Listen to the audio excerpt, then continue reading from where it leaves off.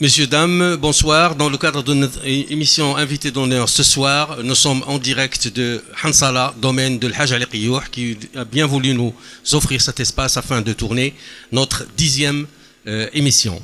Ce soir, si nous sommes ici, c'est que dans le cadre d'un colloque international qui a été organisé à la Faculté des Lettres et des Sciences Humaines d'Agadir, sous l'emblème de l'Arlanco, laboratoire de recherche sur les langues et la communication à la Faculté des Lettres, avec la collaboration de l'AMFM, Association marocaine francophone.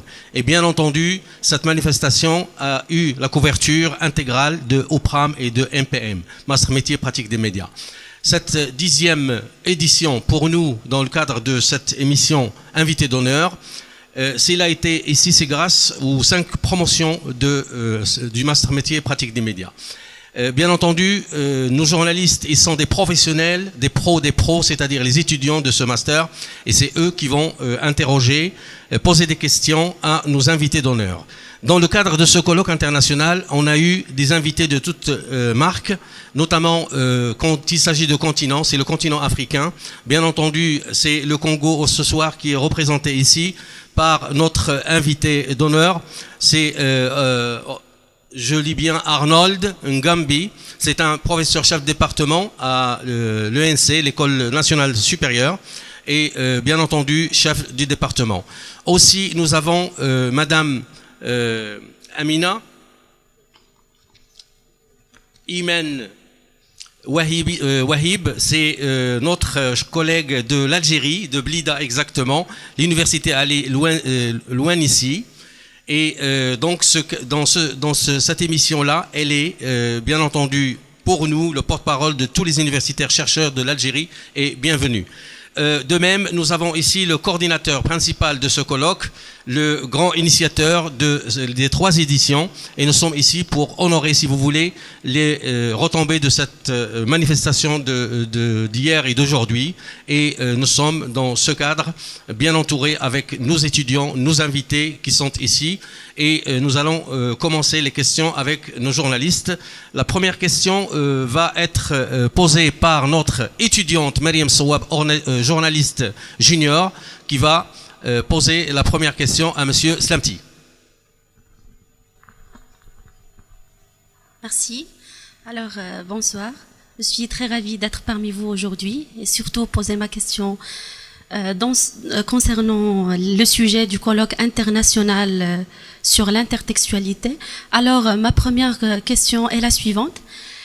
Quels sont les obstacles qui entravent l'enseignement du français au Maroc?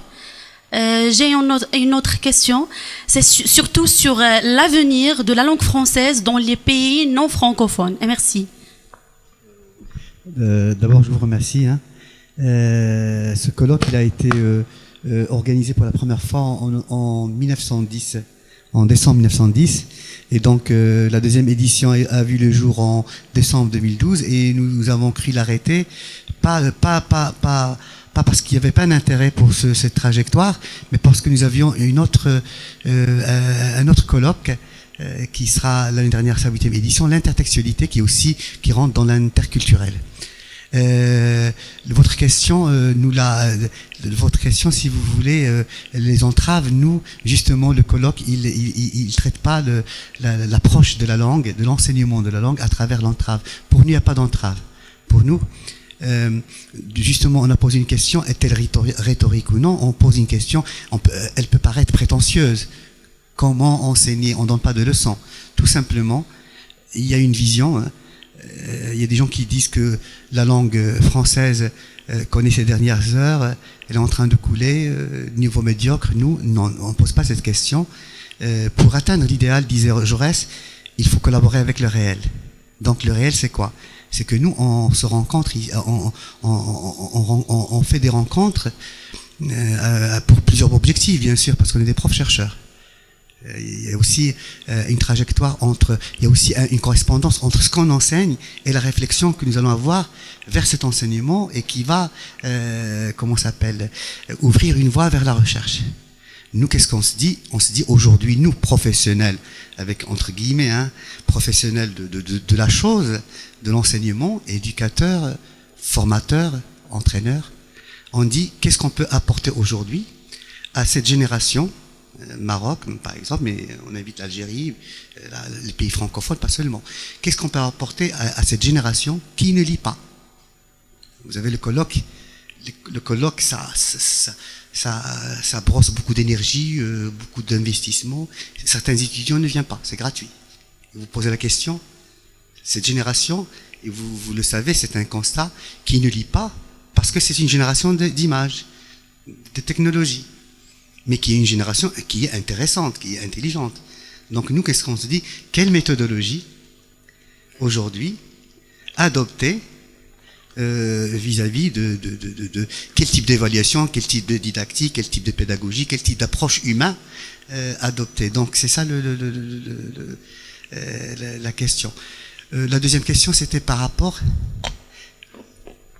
La deuxième question, ça concerne l'avenir de la langue française dans les pays non francophones. Oui, alors là c'est une question bien sûr qui n'est pas traitée puisque pays francophones, ça veut dire les États-Unis, ça veut dire l'Égypte. On a reçu l'Égypte la dernière session. La langue, elle a toujours un avenir et nous, c'est comme les gens qui disent que le livre va mourir. Hein. Au contraire, nous, on dit le livre va encore renaître puisque justement parce qu'il y a cette invasion de l'image que... Surtout en se rapportant aux actualités scientifiques, littéraires, économiques et politiques. Oui. Qui en est la place de la langue française avec tout ça? La langue française, d'abord, nous, on la traite par rapport à mes étudiants, on a 5000 étudiants au département. C'est ça la question qui nous... Il y a des gens qui vous disent l'anglais, d'accord. L'anglais, bien sûr, si vous êtes à Dubaï, vous travaillez à l'aéroport, vous êtes obligé de connaître l'anglais.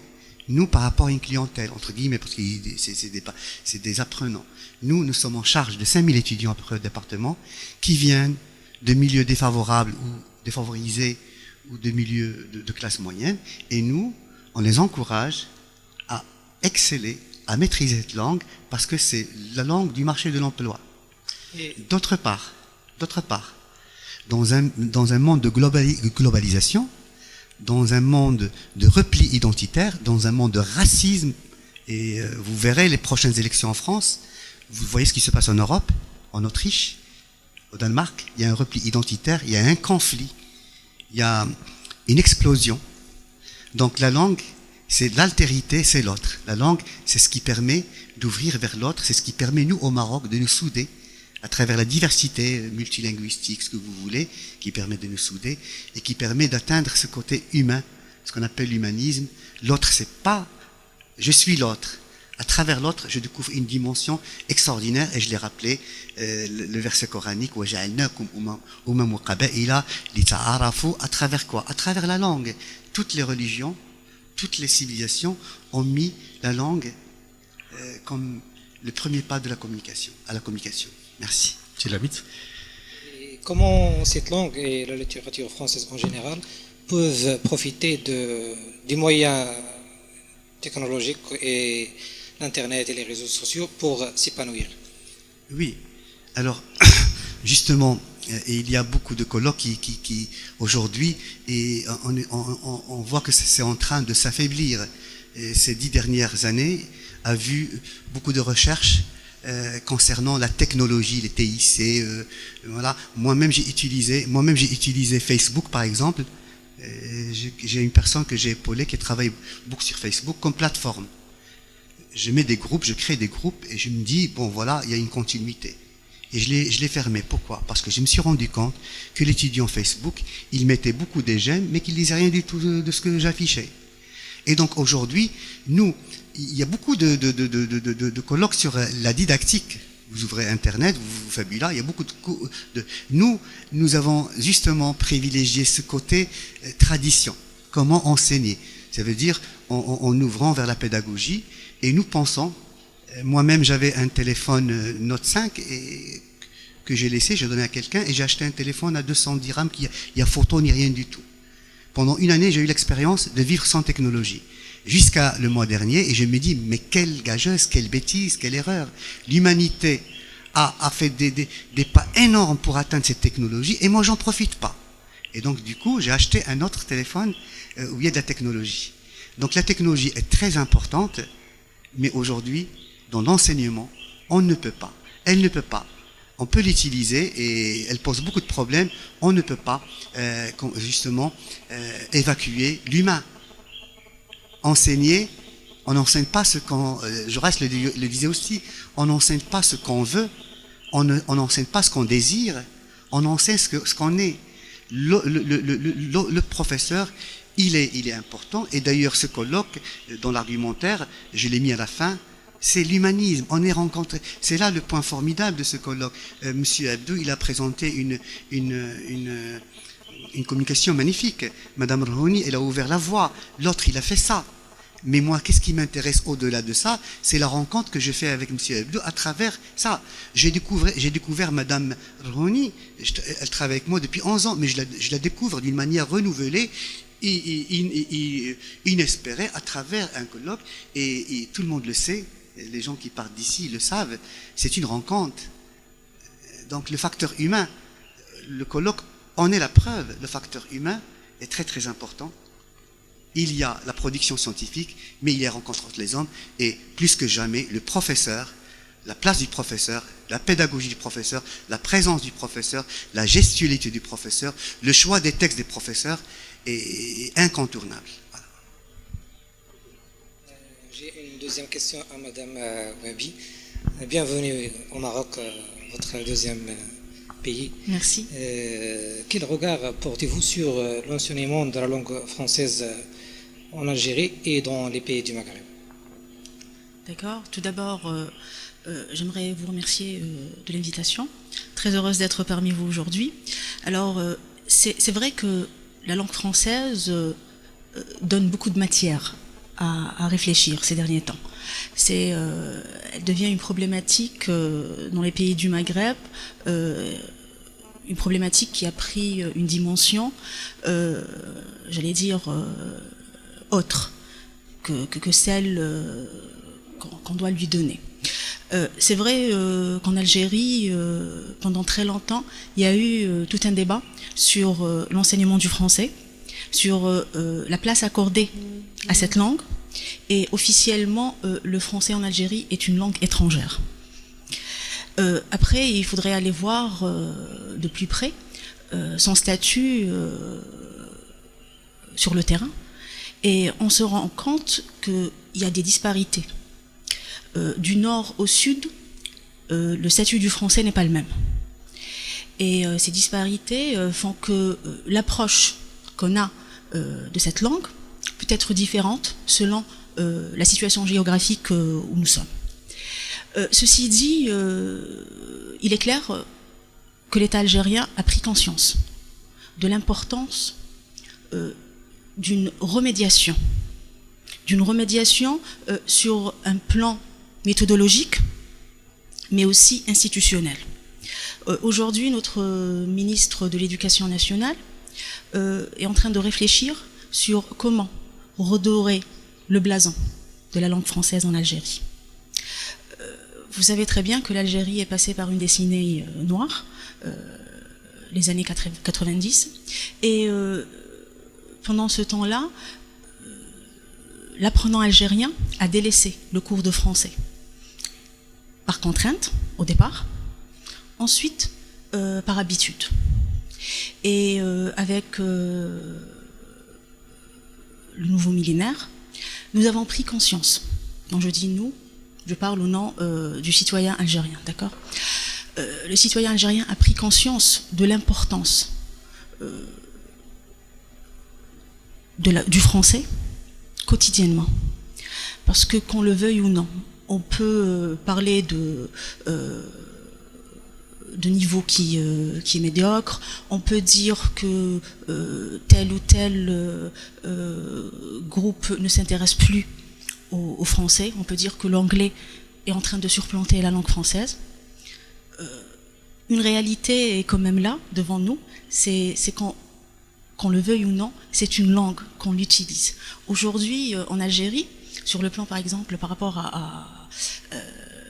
au dialecte algérien, des fois on utilise beaucoup plus de mots français que de mots algériens. Et le plus beau et le plus drôle, c'est que les petits Algériens n'ont pas conscience du fait qu'ils utilisent le français quotidiennement. Pourquoi? Je ne sais pas. Ça donne matière à une recherche peut-être. Ensuite, d'un autre côté, le français en Algérie est une langue d'enseignement à l'université. La plupart des matières scientifiques, des spécialités scientifiques enseignées à l'université sont enseignées en français. Une prise de conscience arrive tardivement chez nos apprenants, malheureusement. Une fois qu'ils arrivent à l'université, ils se rendent compte que la langue française leur est indispensable. Et donc, nous, qu'est-ce qu'on peut leur faire à ce moment-là? L'État algérien est en train de réfléchir sur un plan d'enseignement du français sur objectif universitaire, donc le FOU. Dans tous les modules scientifiques, le français apparaît sur le curricula. Maintenant, il faut réfléchir sur les méthodologies, sur comment transmettre cette compétence. Et tout un travail de réflexion est en train de s'organiser là-dessus. Des recherches sont en train de se faire, justement, pour arriver à développer une compétence linguistique chez l'Algérien. Voilà. Et selon vous, et partant de la situation actuelle de la langue française en Algérie, est-ce qu'on aura demain de grands noms ou bien de grands écrivains qui maîtrisent cette langue comme Yasmine Khedra? Oui, oui. J'ai la certitude.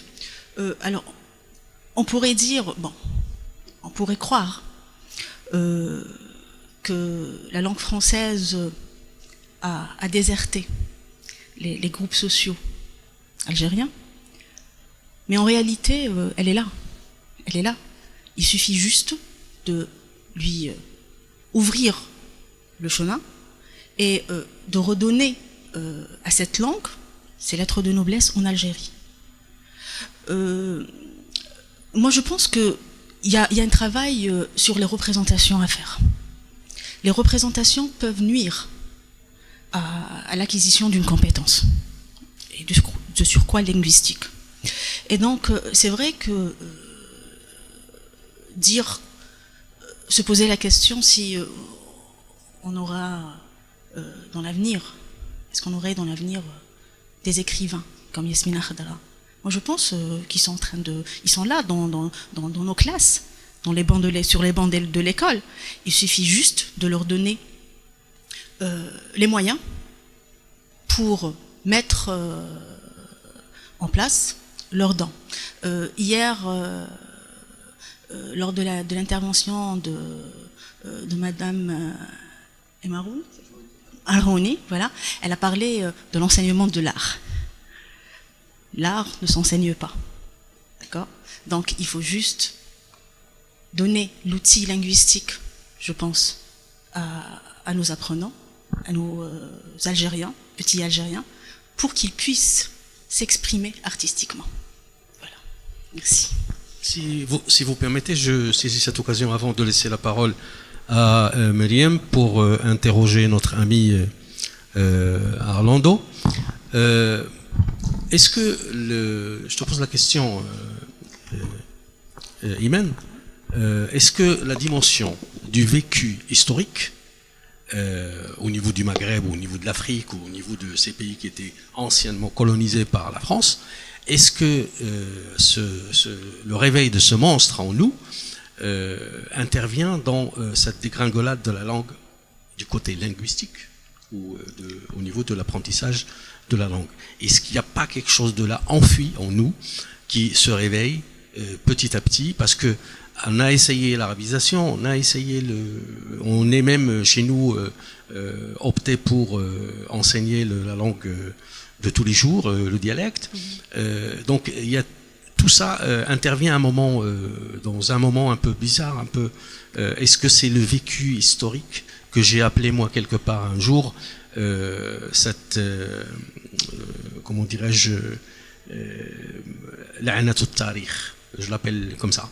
Donc est-ce que c'est cette chose-là aujourd'hui, il est en train, au niveau de la Méditerranée en général et au niveau de la langue française en particulier, Est-ce que ce vécu-là surgit tout d'un coup et on ne sait pas par quelle corne le prendre afin de sauver notre peau linguistique?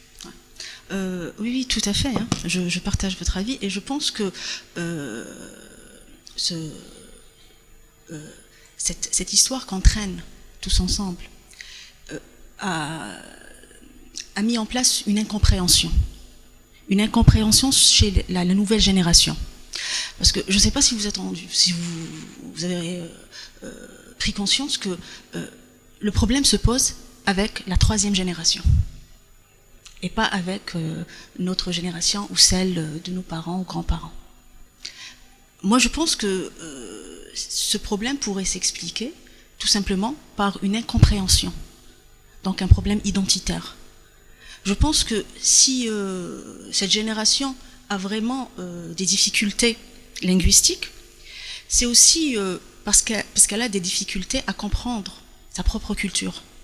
Donc, et on entre dans une relation d'altérité. Et donc moi je le dis toujours, je dis à mes étudiants, si vous avez peur de la culture de l'autre, c'est que vous ne connaissez même pas votre propre culture. Parce qu'on part de notre culture personnelle pour aller comprendre la culture de l'autre. Voilà. Et donc c'est vrai que je partage tout à fait votre avis, tout cela a créé une incompréhension et donc un malaise linguistique. Et je pense qu'il faudrait remédier à cette incompréhension pour pouvoir par la suite construire une compétence chez nos apprenants. Merci. Ma parole s'adresse à Monsieur Gambi. Alors, ma question est la suivante. Qu'est-ce que vous pouvez dire à propos de la situation de la faculté des lettres et des sciences humaines d'Agadir par rapport à la situation universitaire dans votre pays ou à travers le monde, d'après votre expérience? Bon, merci. Juste un petit rectificatif. En fait, je suis originaire du Gabon. Et pour cela, il me sera difficile de faire des comparaisons. Pourquoi? Parce que je considère que le Maroc est un pays frère. On a une longue histoire commune. Et donc, moi, quand je viens, c'est beaucoup plus pour puiser, aussi pour partager mon expérience d'enseignant à Libreville, au Gabon. Tout compte fait, nous sommes une jeune nation. Indépendant en 1960, l'État s'est mis petitement en place, et donc tout est à construire au Gabon, en fait.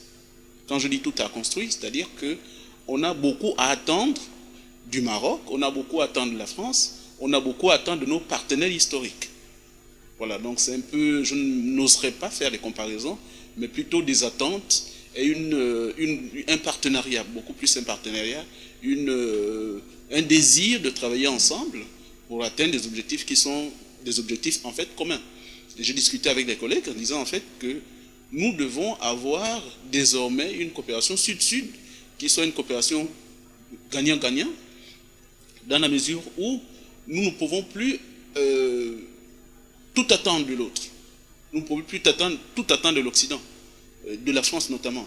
La France a ses problèmes, vous connaissez les problèmes identitaires, la France a des problèmes économiques, et il y a l'émergence d'un certain nombre de pays, dont le Maroc.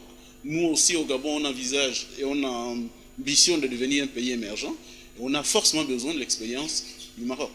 Donc c'est ce que je peux dire par rapport à cette espèce de comparaison, si comparaison il y a en fait. Voilà. C'est Abid. Comme vous le savez, Sa Majesté le roi Mohamed VI a effectué dernièrement plusieurs visites en Afrique. Ma question est la suivante: comment la langue française peut contribuer dans le rapprochement de notre pays avec le reste du continent, notamment le Gabon? Merci. Bon, ça m'invite en fait à vous partager peut-être l'expérience du Gabon et son rapport à la langue française. Lors de ma communication, je disais que nous n'avons pas la même problématique que la vôtre, les pays arabophones. Nous, au Gabon, nous avons pour langue officielle le français. Ça veut dire quoi? Ça veut dire que lorsque vous allez à l'école, c'est systématiquement le français. Au contraire, notre réflexion et nos problématiques sont beaucoup plus dans le désir en fait de faire en sorte que les 42 langues maternelles du Gabon qui sont parlées par nos parents soient enseignées dans le système éducatif, ce qui n'est pas le cas. On n'a pas, comme le Congo, on n'a pas une langue, des dialectes qu'on parle à la fac. À la fac, il n'y a que des relations interpersonnelles qui font que nous parlions, par exemple, la langue du Sud, de l'Ouest, ainsi de suite. Mais du point de vue formel, c'est le français. D'abord, le français. Et la problématique, en fait, c'est que, et c'est ce qui est embêtant, c'est que moi, mes enfants, je disais que mes enfants ne connaissent pas 2 mots de ma langue maternelle. Ils ne parlent que français. C'est vrai qu'ils sont nés en France, mais ça fait quand même 6 ans qu'ils sont au Gabon, qu'on est rentré. Ils ne connaissent rien de leur langue maternelle, de la langue maternelle de leurs parents, ni de leurs grands-parents. Donc nous, c'est comment faire en sorte que les langues maternelles nous permettent de construire des chaînes de connaissances, de savoir. Pourquoi? Parce que on a quand même un environnement qui n'a rien à voir en fait avec la langue française, qui n'a rien à voir avec la culture française. Parce que langue et culture vont ensemble.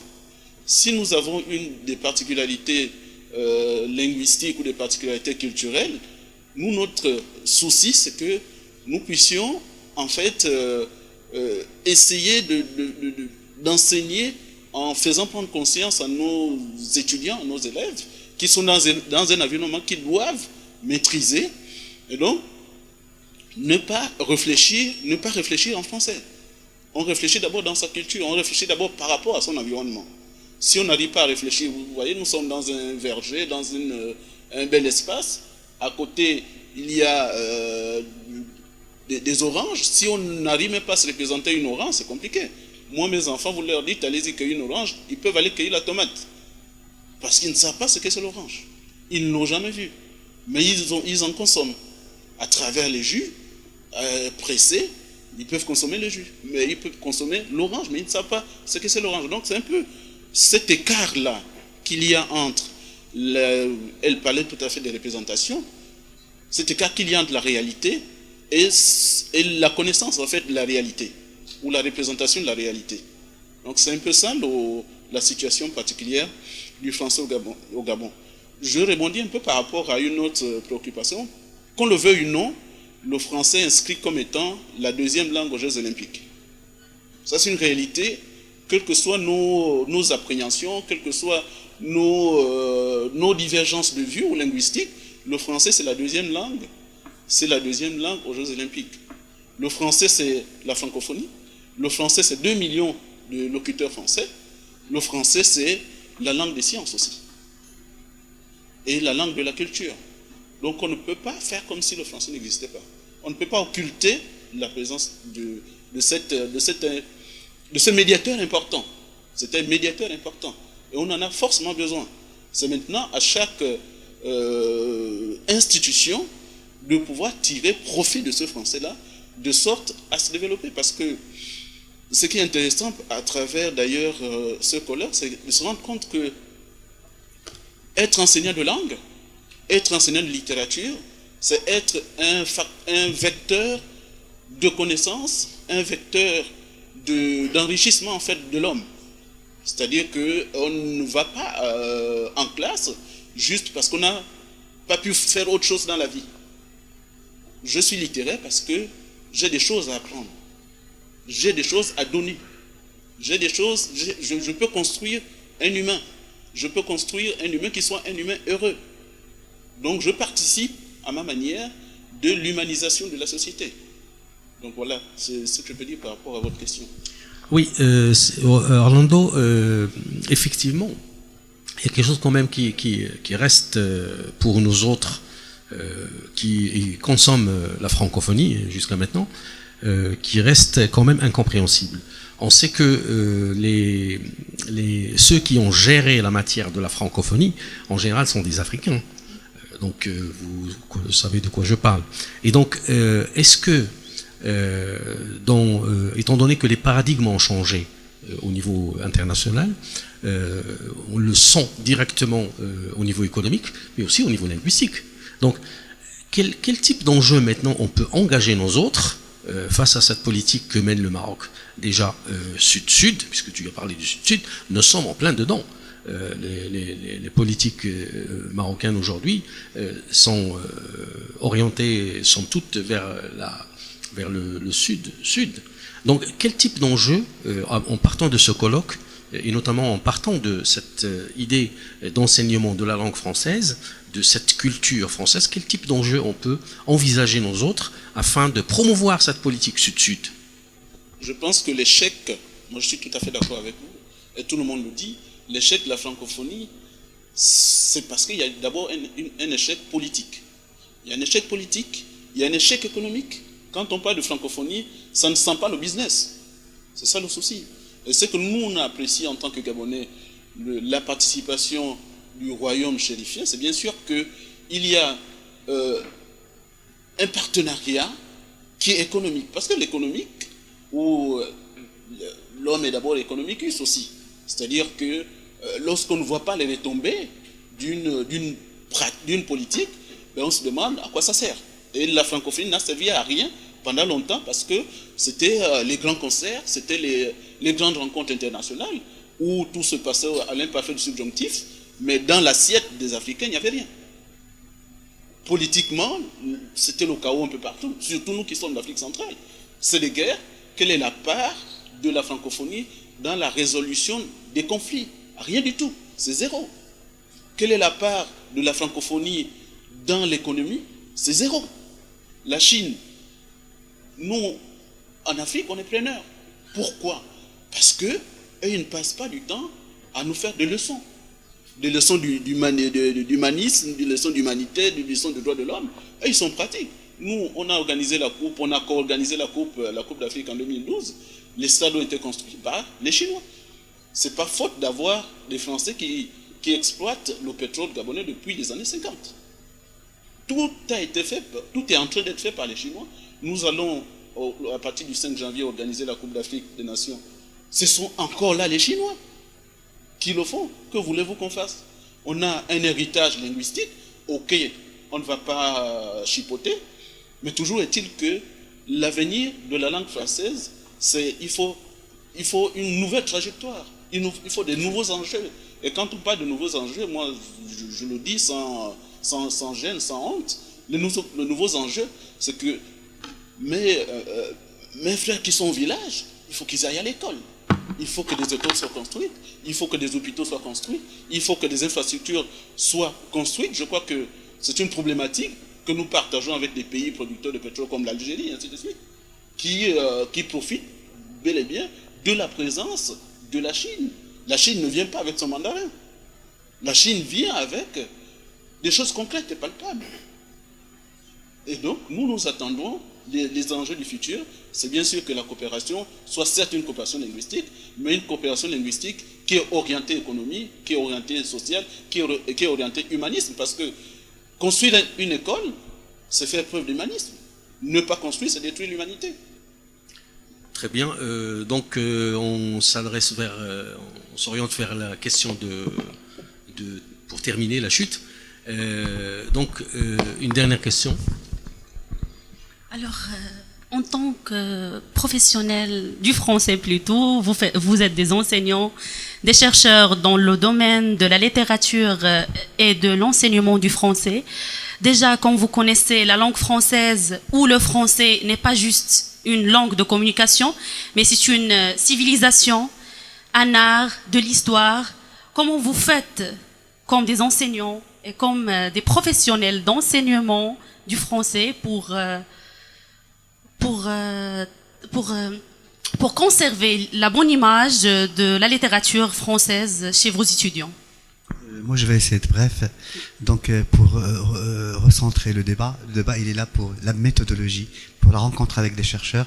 Moi, j'étais très heureux de recevoir, d'avoir une participation du Gabon, de l'Algérie, et d'ailleurs, ils sont représentés là. Moi, quand je m'adresse à mes étudiants, je leur enseigne le français pour qu'ils mangent, pour qu'ils bouffent, pour qu'ils gagnent de l'argent. Pour qu'ils s'insèrent professionnellement. Un licencié au Maroc Et l'échange, il est là. Un licencié au Maroc en littérature, en langue littérature française, il a 100% de chance de travailler. Et plus sa qualité la qualité linguistique de ses acquisitions augmente, plus son insertion professionnelle se fait encore plus. Donc, la langue française, c'est l'échange. Il nous donne une autre vision, une autre problème linguistique de son pays. Nous, il y a une volonté politique de Sa Majesté que nous, comment on peut dire, que Dieu l'honore, qui a décidé que la langue, l'apprentissage de la langue étrangère est un enrichissement et qui nous encourage. Nous avons au Maroc des gens qui ont été assez intelligents pour ne pas le fermer. Et donc la langue française pour nous, c'est l'altérité. Contrairement avec tout le respect que j'ai pour la vision de chacun, je vais pas apprendre moi pour aller vers les autres, je vais vers l'autre pour apprendre ce que je suis. Voilà, merci. Alors, étant enseignante, je pense que intervenir, ne serait-ce qu'à mon échelle, déjà, au sein de l'espace de la classe, peut faire avancer les choses. En s'engageant dans l'enseignement, apprentissage du français, je pense que c'est un peu de nous aussi qu'on transmet à nos apprenants. Et quand on est passionné, je pense que c'est inévitable. Il faudrait que cette passion puisse se ressentir chez les autres et les amener vers un domaine, vers notre domaine. Et donc moi j'ai foi en l'enseignant, j'ai foi dans l'avenir du français au Maghreb et en Afrique, parce que on a déjà fait pas mal de chemin. Ça serait vraiment dommage de faire marche arrière. Il faudrait aller de l'avant et réfléchir sur des méthodologies, des pistes pour pouvoir sortir de cette situation que je pense peut être gênante, non pas seulement pour l'enseignant, mais aussi pour les parents. D'accord ? Merci. Bon, moi, j'ai l'habitude de dire à mes étudiants que j'ai la chance ou la grâce de faire le plus beau métier du monde, c'est-à-dire enseignant, qui plus est enseignant de français. Comme je l'ai dit, c'est la langue officielle, et donc je peux intervenir partout quand j'ai du temps, et je leur dis, vous avez là l'opportunité de vous exprimer pleinement. Voilà pourquoi moi, mon enseignement, c'est, je discutais avec les collègues à la sortie après le colloque, je disais que moi, mon enseignement, c'est le métadiscours. Le métadiscours. C'est-à-dire qu'un enseignant de français, c'est celui qui maîtrise son sujet et celui qui est capable de construire des savoirs. Et j'ai la chance, moi, d'être enseignant dans une école normale supérieure. Et le mode de fonctionnement de l'école normale, c'est que nous recevons des gens sur concours et qui sont de facto, après leur master ou leur licence, qui sont de facto déployés sur le terrain et qui sont fonctionnaires. Et donc, c'est des professionnels en fait conformes. Nous sommes une école professionnelle, donc c'est du 100% boulot à la fin de la formation. Donc c'est une chance pour moi.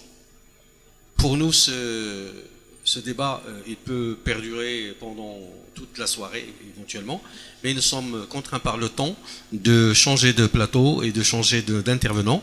En attendant, il y a M. Foulahi Farid, on va faire une petite pause, qui va nous faire entendre, écouter, déguster des parties de musique très, très patrimoine. Donc nous allons l'entendre, le temps de changer de plateau avec nos intervenants et nos acteurs. Merci beaucoup.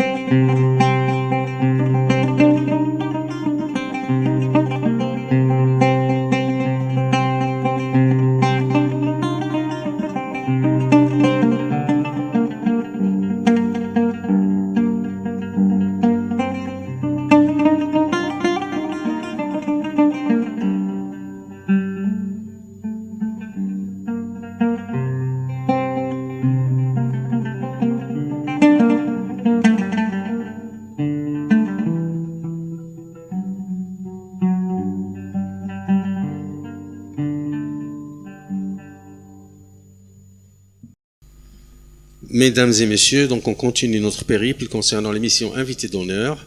Donc pour cette deuxième partie, bien entendu, nous avons notre invité, Madame Chabi, et c'est Nordin Fadeli. Donc les étudiants MPM qui vont poser les questions en termes de journaliste junior, nous avons aussi Al-Hian et Amina.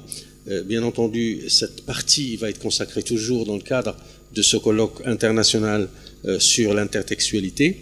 Nous allons essayer d'aller plus loin pour poser des questions concernant les tenants et aboutissants de ce colloque et l'apport de l'enseignement du français au niveau de nos universités ainsi qu'au niveau de nos écoles. Donc je donne la parole d'abord à C.L. Hian qui va poser la première question à C.L. Nordin. Ok, merci. D'abord, merci d'avoir accepté de répondre à nos questions. Votre intervention a porté sur les manuels scolaires. Ma question est relative à ce manuel.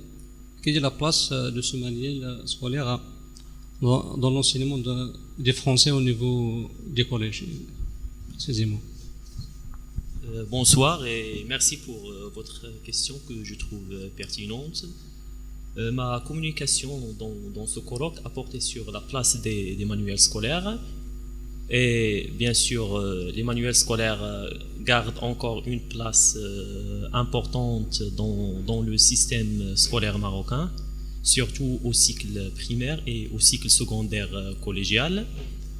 Alors, en ce qui concerne ma contribution, c'était en rapport avec le cycle secondaire collégial. Le livre scolaire, comme je viens de le dire, tient un statut important parce que les apprentissages sont déclinés en respectant les compétences élaborées dans le livre blanc et dans les recommandations pédagogiques. Bien sûr, cette déclinaison des savoirs dans les manuels scolaires obéit à des règles et chaque manuel scolaire entretient des relations très importantes avec trois côtés. Alors, à la fois l'enseignant, l'élève, mais aussi et surtout l'institution.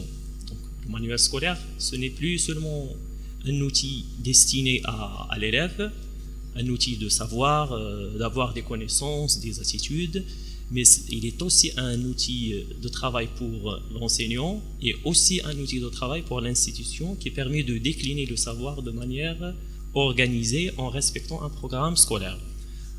La place du manuel scolaire donne lieu à 7 livres scolaires, donc 2 livres pour la première année, 2 livres pour la deuxième année et 3 livres scolaires pour la troisième année, donc pour l'année terminale du collège. Bien sûr, les manuels scolaires, à leur variété, à leur différence, respectent les compétences soulevées par la Charte nationale d'éducation et de formation. Il s'agit de donner lieu à des activités concrètes qui répondent aux compétences générales, à savoir compétences référentielles, compétences socioculturelles, compétences méthodologiques, compétences référentielles, sous forme de période. Donc, j'insiste ici sur le fait que notre système éducatif a obéi à un schéma, on va dire, traditionnel, celui du passage de l'initiation à la consolidation et en finissant par la maîtrise. Donc, 7 manuels scolaires sont programmés au cycle secondaire collégial. Alors ça prouve que le manuel scolaire a un statut important dans l'enseignement du français au collège marocain. Alors vous avez dit il y a 7 manuels scolaires. Alors, vous ne trouvez pas cette variété des manuels français, il entrave à l'enseignement justement du français? C'est une question qui est toujours discutée entre les enseignants de français. C'est une question assez soulevée dans les réunions, dans les conseils de classe. Oui, c'est une entrave et c'est un enjeu en même temps. Alors c'est une entrave dans la mesure où cette variété...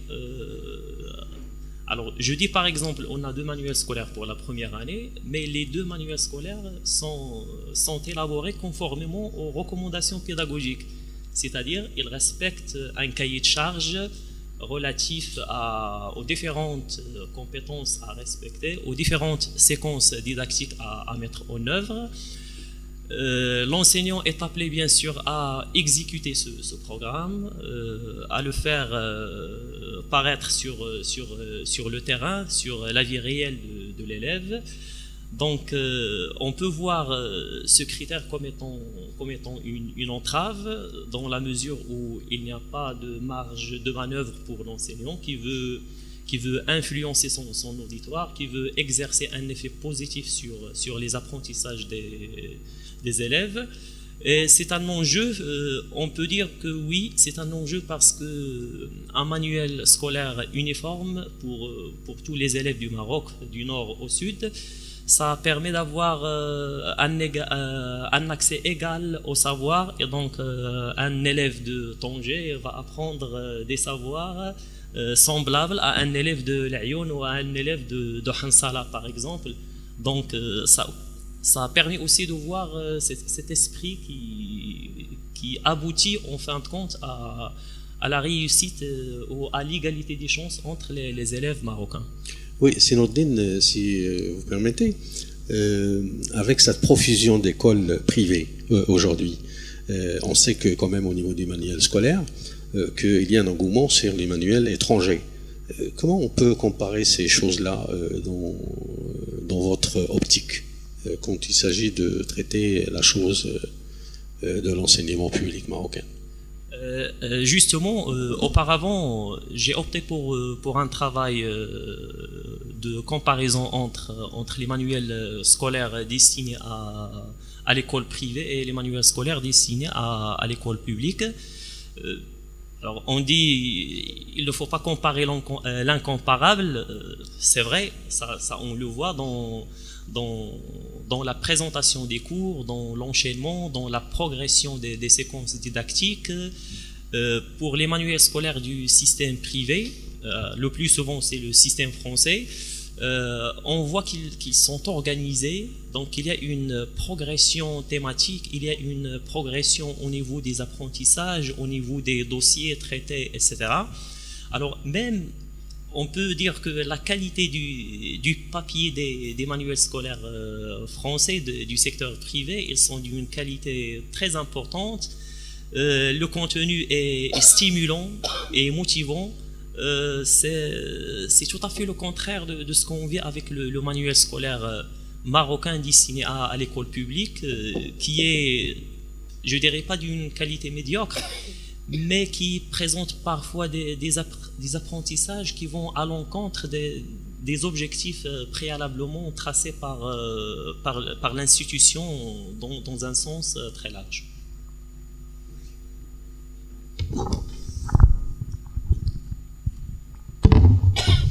Bonsoir. Alors moi, ma question va s'adresser à Madame Fatima Chabi, notre professeure bien-aimée, professeure de langue espagnole à la faculté Ibn Zohr d'Agadir. Quelle est la politique adoptée au Maroc pour l'enseignement des langues étrangères? Comment vous la voyez?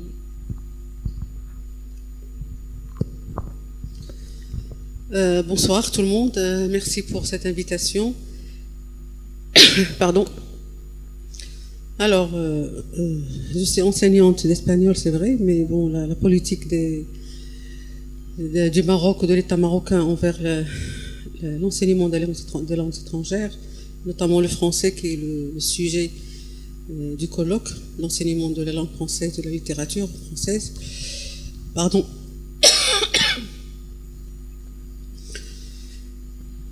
D'abord, je vais commencer par le commencement, c'est-à-dire après l'indépendance. Le Maroc, pour se libérer un petit peu psychiquement et culturellement des séquelles de la colonisation, donc a essayé de maroccaniser les compétences et les cadres dans l'enseignement en général, dans l'enseignement des matières qui s'enseignent en français. Et bien sûr les matières qui ont été enseignées par les Français avant. Cette opération de marocanisation a demandé bien sûr beaucoup de temps. Bien sûr, nous étions élève de beaucoup de coopérants français qui nous ont enseigné non seulement la langue, mais les mathématiques, les sciences naturelles, etc. La physique même, secondaire. Dans la logique des choses, le Maroc, bien sûr, a, dans une deuxième étape, venue beaucoup plus longtemps, c'est l'étape de l'arabisation. Croyant bien faire, on ne va pas juger les intentions, mais c'est une étape qui vient dans une logique, la marocanisation puis l'arabisation, bien sûr tout en gardant la langue française en tant que langue étrangère enseignée en tant que langue. Mais les matières déjà qui ont été enseignées en français, les matières scientifiques notamment, s'enseignent en arabe, en secondaire et au lycée. La problématique qui s'en est suivie, c'est que les élèves après le baccalauréat, ceux qui ont choisi les écoles supérieures, les facultés de sciences, les facultés des sciences techniques, la faculté de médecine, etc., se retrouvent avec un enseignement en français.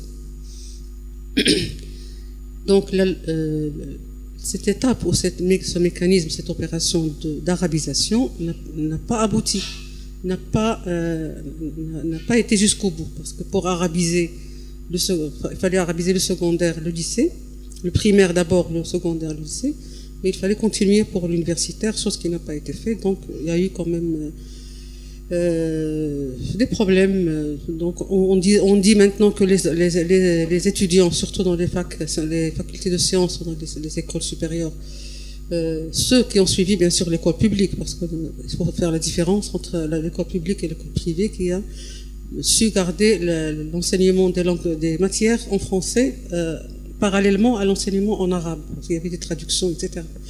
À l'école publique, les élèves se sont retrouvés après le baccalauréat avec un problème.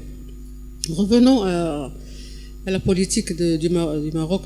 Donc ça, c'est pour donner un petit historique de la chose. Mais le Maroc, bien sûr, a toujours encouragé l'enseignement des langues étrangères, notamment le français, l'espagnol, l'anglais, l'allemand. L'anglais, bien sûr, maintenant, il est en vogue depuis quelques années.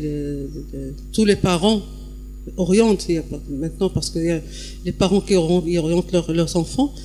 Il y a les orientateurs, bien sûr, pour les matières scientifiques, littéraires, techniques, etc. Mais la plupart des parents croient que bien faire d'orienter leurs enfants vers les langues étrangères anglaises au lieu de l'espagnol, sachant que le français est une langue, bien sûr, obligatoire dès le primaire.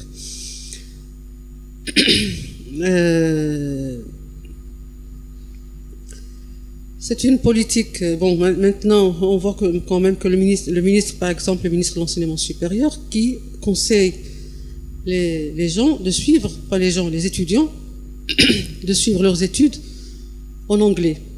Pas seulement en tant que l'anglais en tant que département, que spécialité, mais les matières scientifiques, tout ça, s'ils peuvent, bien sûr, en anglais, et d'apprendre l'anglais dès le bas âge, bien sûr, chose qui se fait maintenant dans les écoles privées depuis longtemps. Mais à l'école publique, l'anglais intervient, je pense, à la dernière année du collège.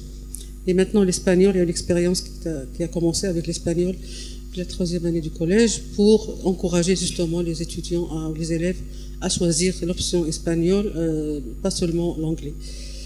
Il y a maintenant la politique ou le projet qui a déjà été entamé. Son application a déjà été entamée, qui est le baccalauréat international. Nous avons le baccalauréat français, le baccalauréat anglais, le baccalauréat espagnol.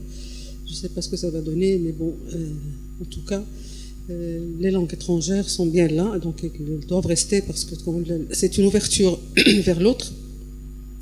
Il faut se libérer de ce complexe de la langue des colonialistes, parce que le français, ce n'est plus la langue des colonialistes, c'est une langue comme l'espagnol, bien que l'espagnol aussi est une langue coloniale, c'est un héritage colonial, mais bon, il faut se libérer de ce complexe. Les langues étrangères se valent toutes, aussi bien se valent toutes et se valent aussi avec les langues nationales, que ce soit l'arabe classique, l'arabe darija ou l'arabe ou l'amazigh. Donc, même pour un élève amazigh qui vient à l'école, la langue arabe classique, c'est une langue étrangère pour lui. Donc, il y a beaucoup à dire sur ça. Donc, ce n'est pas le sujet maintenant, mais donc, pour répondre à la question sur la langue étrangère, donc le Maroc suit c'est une politique appréciée. L'enseignement de la langue étrangère a toujours été apprécié au Maroc et c'est toujours quelque chose qui explique ou qui exprime ou qui reflète cette diversité linguistique au Maroc et aussi l'ouverture vers l'autre et aller vers l'autre. Donc aller vers l'autre, c'est aller vers sa culture, vers sa langue, vers son histoire, vers sa civilisation. Merci. De nos jours, on observe un recul de la lecture des œuvres, ce qui explique en partie le niveau dégradé de la langue. Comment, à votre avis, peut-on remédier à ce phénomène qui prend de plus en plus d'ampleur? Oui, c'est un vrai problème, le problème de la lecture de nos jours, avec le développement, le progrès technologique et la suprématie de l'image, la suprématie de l'audiovisuel, de l'Internet, et de moins en moins de suivi soit à l'école, soit à la maison par les parents pour de suivre leurs enfants en ce qui concerne la lecture. La lecture, c'est pas seulement en français, donc la lecture en général, parce que la lecture, même en arabe, dans d'autres langues, c'est un vrai problème maintenant, à cause de ce que je viens d'expliquer. Mais le rôle de l'enseignant, justement, l'enseignant, que ce soit un enseignant primaire, secondaire, lycée ou universitaire, son rôle, parallèlement à son rôle d'enseignant, est de sensibiliser, bien sûr, ses étudiants ou ses élèves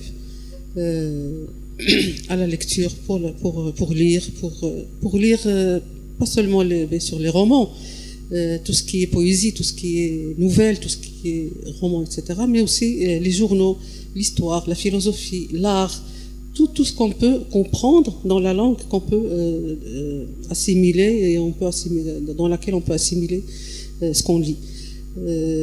Par ailleurs, la lecture, bien sûr, c'est un plaisir qu'on ressent, mais c'est quelque chose qu'on a ou qu'on n'a pas. Mais c'est aussi quelque chose qu'on peut avoir petit à petit si on a quelqu'un qui nous oriente, si on a quelqu'un dès le bas âge, dès l'enfance, qui nous fait aimer cette lecture à travers, bien sûr, des livres, des images, des choses qui nous plaisent, des enfants qui se plaisent en lisant des contes, mais on a qui se plaisent en lisant des histoires historiques, et on a qui se plaisent en lisant je sais pas moi, il y en a de la poésie, il y en a qui ont envie d'écrire à partir de leur lecture, donc ça leur donne envie d'écrire, et ça on ne peut qu'encourager. Et bien sûr il y a bien sûr l'enseignement, l'école qui doit faire ce rôle, mais aussi on voit que ce rôle est surtout pris en charge de la société civile. Il y a beaucoup d'associations qui travaillent avec les jeunes dans ce sens, notamment un réseau marocain qui s'appelle le réseau de lecture au Maroc. Merci beaucoup. Ma troisième question, c'est pour vous, Monsieur Nordine Fadedi. Toujours en continuité avec ce que vous disiez tout à l'heure, quels sont les critères d'un manuel scolaire intéressant actuellement? Oui, actuellement, un manuel scolaire intéressant ne doit pas s'écarter des normes de façon générale. Un manuel scolaire intéressant, c'est d'abord c'est la qualité des apprentissages mis en place, c'est la qualité des textes proposés dans le cadre de la lecture, c'est la qualité de la progression des cours, des apprentissages du français, de la première à la troisième année, mais c'est surtout et principalement c'est un manuel scolaire intéressant serait celui qui va assurer le dialogue entre l'élève, l'enseignant, la famille et surtout l'institution. Donc un manuel scolaire intéressant, c'est en quelque sorte, c'est celui qui va essayer de dresser un regard transversal, mais aussi un regard profond sur les vrais besoins de l'élève, les besoins langagiers, les besoins en rapport avec la lecture, les besoins en rapport avec l'expression orale. Donc ce sera ça le vrai enjeu d'un manuel scolaire intéressant. Merci. Ma question est à Madame Chabi. Vous avez mis l'accent sur l'importance des Français dans le paysage linguistique marocain. C'est vrai, le français, il a son importance dans l'enseignement. C'est une langue d'administration, c'est une langue d'insertion professionnelle. Mais il y en a qui pensent aussi que le français, c'est une langue d'élite. Quand je dis élite, je dis bien l'élite sociale et politique. Est-ce que vous partagez cette idée?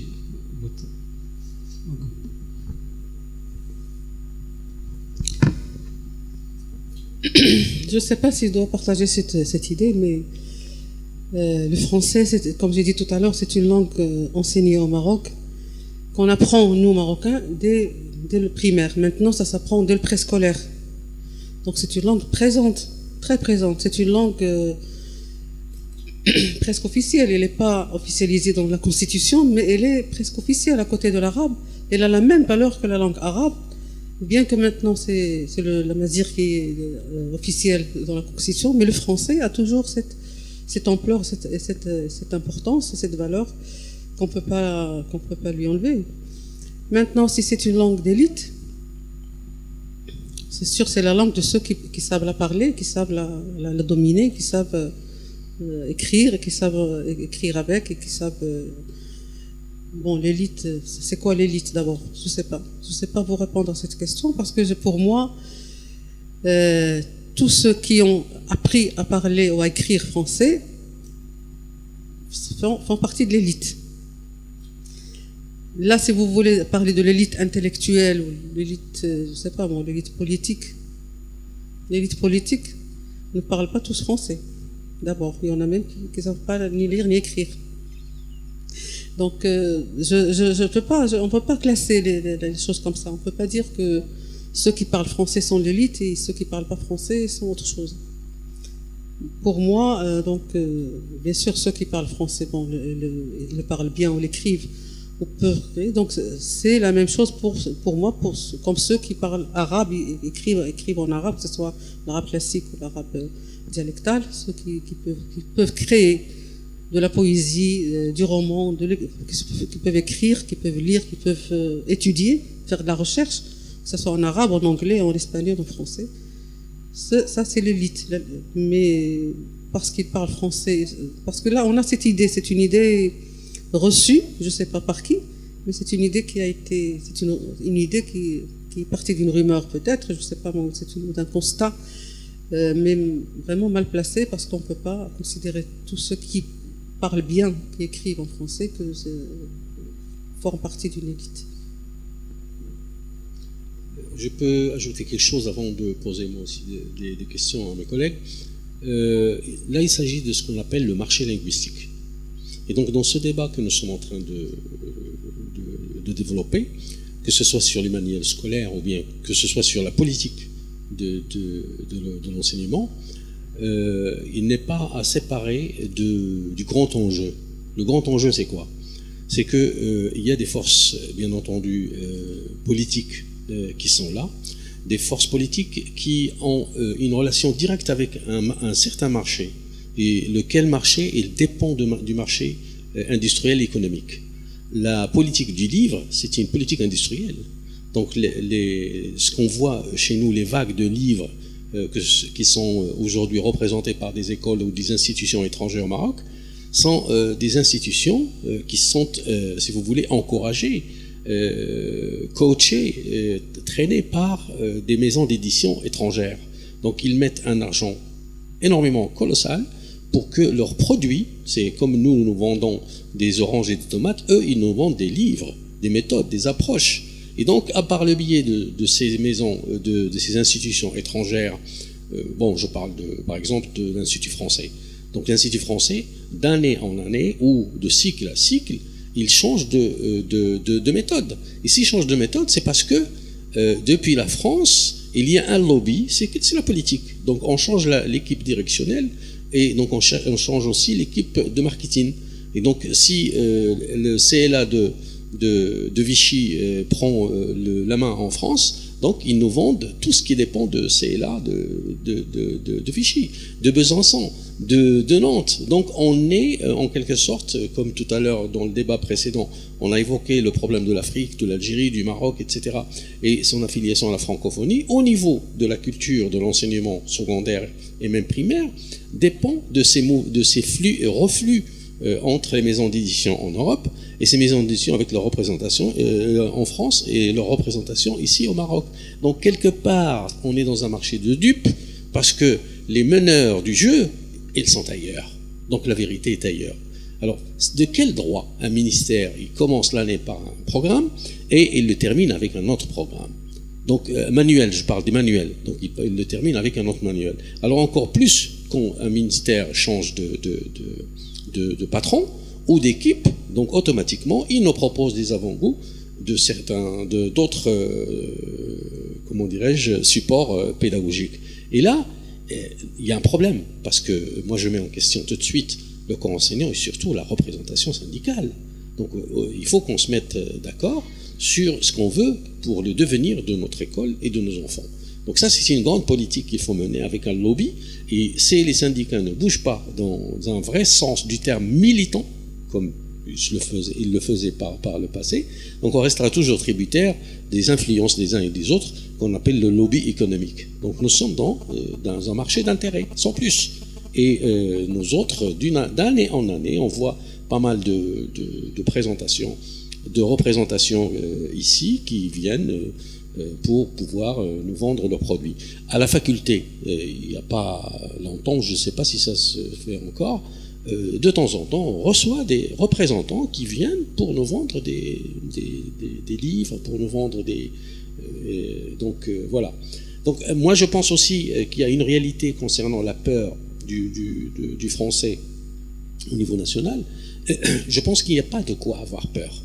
Pourquoi ? Parce que nous sommes situés aussi sous les règles de la loi du marché linguistique.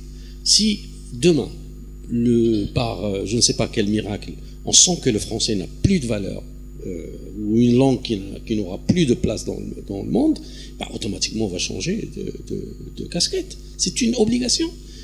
Si un jour on considérait que l'arabe n'a plus de valeur, donc on va changer l'arabe par autre chose. Pourquoi ? Parce que comme notre ami le Gabonais tout à l'heure, il nous a dit qu'ils ont 49 langues maternelles et aucune langue n'est utilisée pour la communication écrite. C'est-à-dire leurs langues sont inconnues à l'intérieur de leur propre pays. Et ils utilisent le français. Donc nous sommes vraiment très bien lotis parce que nous avons des langues très séculaires, très profondes, très attachantes et attachées, qui est l'arabe et le berbère ou le tamazirt. Et bien entendu, les langues que nous utilisons, ce sont des langues véhiculaires de l'économie internationale. Donc, qu'on le veuille ou non, nous sommes très liés à tous nos voisins. Le maghrébin parle français, l'Afrique, la moitié parle français, donc il y a un intérêt économique. Moi, je peux parler au Gabon et parler avec une autre langue bien sûr, je peux utiliser l'anglais, mais le français, il est beaucoup plus simple pour nous que l'anglais. L'Espagne, c'est à côté au niveau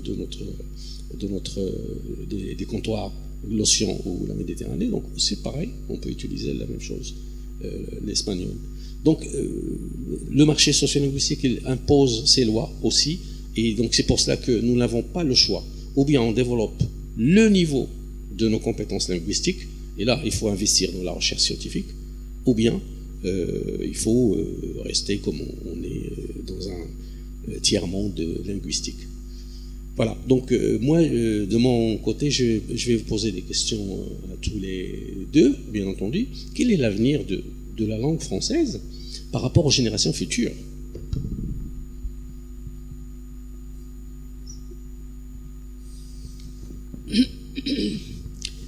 Je dirais que c'est les mêmes que les autres langues. Et le français, surtout le français et l'anglais, ils ont encore de l'avenir au Maroc. Le français, de par son histoire liée à l'histoire du Maroc, l'arabe, bien sûr, l'arabe c'est la langue officielle. Mais là, comme vous le savez tous, il y a un débat sur le Darija relevé par le fameux dictionnaire. Mais le français, il aura toujours sa place, je pense. Surtout dans l'enseignement, il est véhiculé par, bien sûr, l'économie, vous l'avez dit, l'administration, toute l'administration marocaine ou presque, n'utilise que le français. L'administration, que ce soit au ministère public, que ce soit dans les banques, que ce soit bien sûr les entreprises, que ce soit nationales ou internationales, tout le monde utilise le français. Donc, moi, je ne vois pas pourquoi le français n'aurait pas toujours la place qu'il a eue et peut-être même une meilleure place dans l'avenir. Moi, par contre, je suis un peu pessimiste. J'ai dû passer par le collège et maintenant je suis au lycée. Donc j'ai un contact assez proche et un contact assez légitime avec mes élèves. Et je vois très bien que l'avenir du français est en péril, un vrai péril. Au cas où il n'y aurait pas d'intervention urgente par rapport au choix des supports, par rapport au choix des outils de travail à l'intérieur de l'institution scolaire, je pense que le français va se noyer dans les rivages de l'inconnu, si j'ose dire. Surtout que le monde est en transformation permanente, il y a toujours des mutations et les programmes scolaires ils sont immobiles, ils sont inchangeables. Alors on est en 2016, voilà, il y a plus de 12 ans qu'on travaille avec les mêmes textes chaque année, avec les mêmes outils de langue, avec les mêmes productions écrites à proposer aux élèves. Aussi, le manque de formation continue pour les enseignants vient-il influencer négativement la pratique enseignante et bien sûr le rendement scolaire à la fois des élèves et de l'enseignant diminue de façon terrible. Donc j'ose dire qu'il faut réagir le plus tôt possible, qu'il faut opérer une révolution, si j'ose dire, électorale, une révolution intellectuelle pour sauver l'école publique, pour sauver l'enseignement du français, surtout au primaire et au cycle secondaire collégial, parce qu'ils inaugurent la voie pour le lycée où l'enjeu réel du français, c'est la maîtrise de la langue française. Je peux réagir parce que je suis tout à fait d'accord, mais ce que vous avez dit pour le français est valable pour toutes les matières, mais c'est l'école publique qui est en péril, pas le français. C'est toute l'école publique qui est en péril. Et tout ce qu'on enseigne à l'école publique, bien sûr, doit suivre, parce que mais par contre, si vous voyez comment on enseigne le français à l'école privée et dans toutes les écoles privées, que ce soit primaire, secondaire et universitaire, ce n'est pas du tout le cas. C'est autre chose. Les programmes sont différents, bien qu'ils sont obligés sur le programme marocain, mais ils ont autre chose, d'autres activités qui appuient l'élève, qui poussent l'élève à lire, qui poussent l'élève à aimer d'abord le français et toutes les autres matières, pas uniquement le français. Mais le français dans l'école publique, c'est vrai qu'il est en péril, mais pas seulement. Toute l'école publique qui est en péril si on ne la sauve pas, si on ne fait pas, s'il n'y a pas vraiment une révolution et des enseignants et des parents et des responsables, parce que c'est une volonté politique qu'il faudra pour sauver l'école publique. Merci. Alors, avant de terminer cette émission Invité d'honneur, donc je laisse quand même la porte ouverte à nos jeunes journalistes juniors pour éventuellement terminer cette émission-là en essayant de commenter ce qu'on a fait jusqu'à maintenant et comment vous avez bien entendu vécu ce colloque sur l'enseignement, l'altérité et le devenir de la langue française. Merci. Tout d'abord, je remercie tout le monde pour sa présence ici. Je remercie le corps enseignant pour tous ses efforts. Et je suis très contente d'avoir participé à cette table ronde, si j'ose dire. Personnellement, je trouve que le débat a été très réussi, très profond aussi, au niveau des axes qui ont été discutés. Tout le monde a participé avec ses propres idées et sa propre vision des choses, ce qui amène le sens d'altérité qu'on retrouve dans notre réunion d'aujourd'hui, dans ce colloque, et qu'on partage tous autour de la question de l'enseignement.